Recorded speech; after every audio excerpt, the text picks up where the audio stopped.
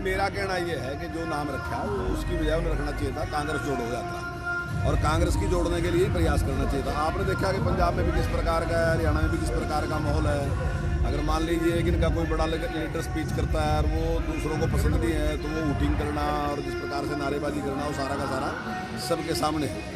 और मैं समझता हूँ कि यात्रा में जो मैसेज छोड़ना कुछ छोड़ने के लिए होता है। यात्रा अभी तक जितने भी लोगों ने की है, कभी से जब महापुरुषों ने चाहे जगत गुरु शंकराचार्य से लेकर आज तक जिसने भी की, तो उन्होंने कोई मैसेज छोड़ा। और मैसेज होता है कि जब वो यात्रा करके चले जाते हैं तो लोग महीनों तक उस बात को याद रखते हैं क्या बात कहने के लिए वो आए थे। लेकिन यहाँ तो मैं समझता हूँ कि अगर जिस टाइम यात्रा है उस टाइम इन लोगों को पता है क्या कहने लग रहे। अब कहने लग रहे कि पांडवों ने GST लगाई थी, या ये कहना कि पांडवों ने नोटबंदी नहीं की थी। ये कोई बात थी कहने की?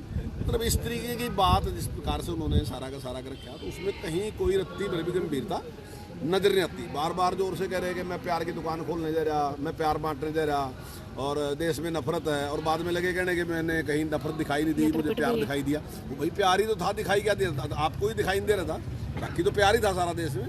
और देश में जो नफरत फैलाई या देश में जो गलत काम किए वो आपने किए। आपके टाइम में नक्सलवाद, माओवाद, आतंकवाद सारी चीज़ें आपके टाइम में थी, आज सारी समाप्त हो रही, क्योंकि ईमानदारी के साथ सबका साथ सबका विकास। सर कहीं ना कहीं राहुल गांधी की यात्रा को पिट गई है, कहना चाहिए।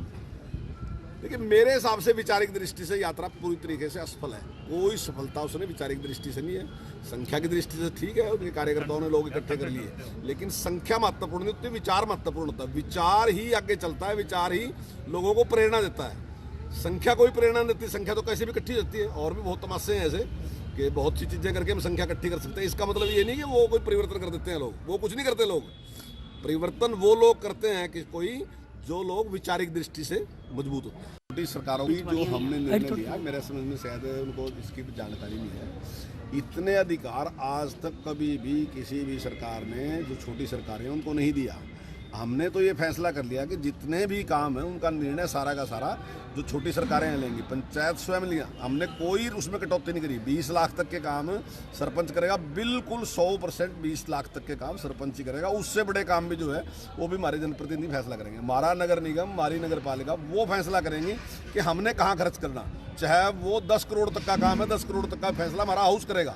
तो ये छूट अभी माननीय मुख्यमंत्री जी के जो प्रतिनिधि हैं वही सारा फैसला। नहीं ट्रेडिंग नहीं, वो जो अपना ऑनलाइन जिस प्रकार से हमने उसके ठेके दिए हैं, मतलब टेंडर दिया है उसका, तो उस पर थोड़ा बहुत उनका विरोध है। मैं समझता हूँ कि वो शायद जानकारी के भाव में सारा है कि जिस प्रकार से वो कर देगा सारा सरपंच करता है। कई बार सरपंच को भी मुश्किल पड़ती थी उसमें, क्योंकि सारा जब सरपंच कराता था उसके बाद कई बार इस प्रकार से, हालांकि सरपंच की गलती भले ही कुछ भी नहीं होती थी, लेकिन फिर भी क्योंकि कागजी कार्रवाई में सरपंच उतना मजबूत नहीं होता बेचारा, उसको इतनी जानकारी भी नहीं होती है, तो कई बार इसी वजह से सरपंच को उसके लिए मुश्किल उठानी पड़ती है।